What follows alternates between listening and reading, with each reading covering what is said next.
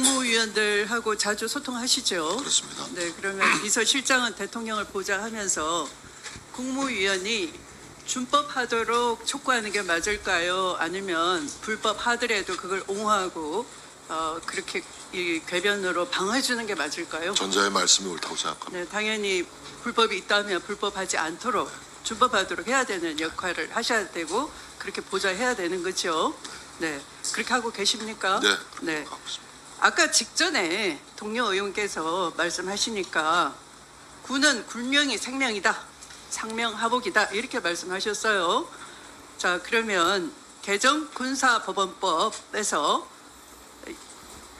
군 사망 사건 어떻게 해야 됩니까? 군 사망 사건은 군사법원법 개정에 따라서 이첩해야 되는 것이죠. 바로 경찰에 네, 즉시 잘 알고 이첩하도록 되어 계시네요. 있습니다. 자, 그럼 그렇게 됐는지 한번 보겠습니다. 아까 앞서 질의에서 답변하실 때 앞으로 경찰 수사가 10여일 후에 발표될 것이다 이런 취지로 말씀하셨어요. 맞죠? 네. 그리고 이것은 항명 사건이다 이렇게도 표현을 하셨어요. 네. 그러면 불법적으로 아까 알고 계시는 법에 어긋나는 사태가 일어났으면은 이게 왜 일어났지 궁금해야 되고요. 또 그 이첩을 제대로 했는데 다시 회수를 했단 말이에요. 그럼 제대로 이첩했는데 법에 따라서 왜 회수했는지 누가 회수하라고 지시를 했는지 그걸 국민들이 의혹을 가지고 지금 묻는 거예요. 그런데 경찰 수사가 바로 그 불법 회수를 당한 경찰이 수사를 한다면 제대로 수사할 수 있습니까? 그것도 이런 많은 의혹에 수사를 제대로 해야 되는데 10여일 후에 수사 결과가 발표되면은 그 수사 결과를 믿을 수 있을까요? 그 수사 가이드라인 아닙니까? 불법 회수라는 말씀에 동의하기 어렵습니다. 자, 그 동의하든 안 하든 그러면 질문하도록 하겠습니다. 비서실장께서 말씀하시는 항명은 어떤 뜻이죠?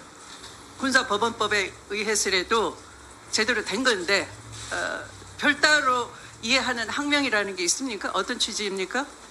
상급자의 명령 지시를 어긴 것이죠.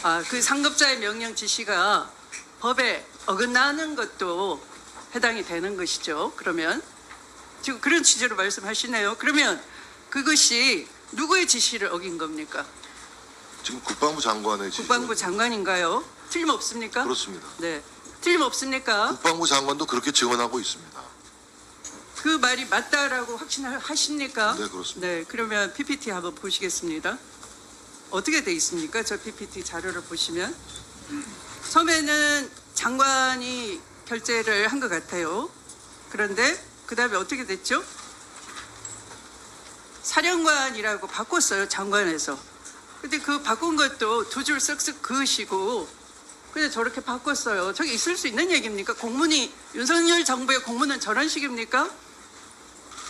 누가 도대체 삭제를 하는 것인지 아무렇게나 줄을 쓱쓱 뭉개버리고 장관에서 사령관 그러면 지금 비서실장이 정언하시는 대로 저게 상관의 지시를 불이행한 것이고 항명이 돼버리는 겁니까? 저런 식의 공문에 의해서?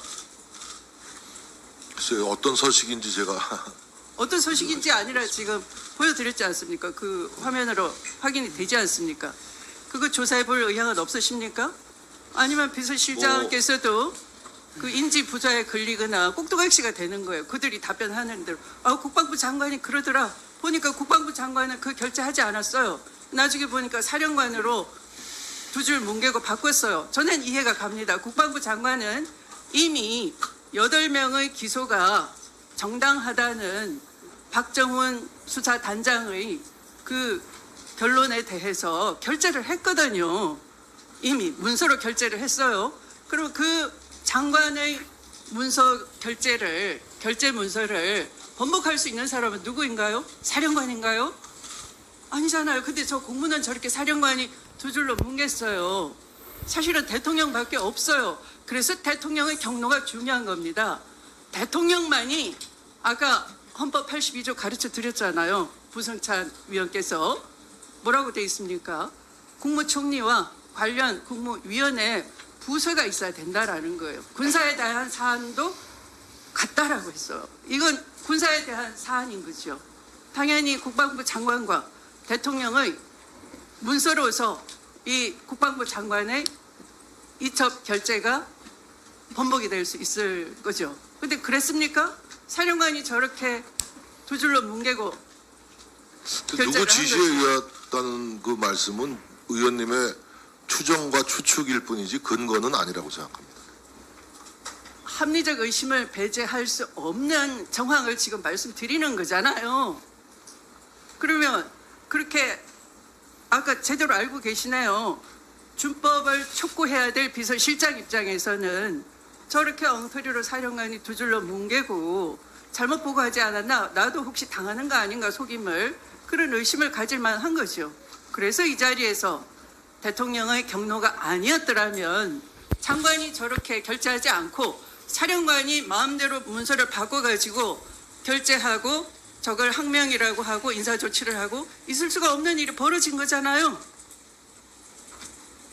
근데 의원님, 네.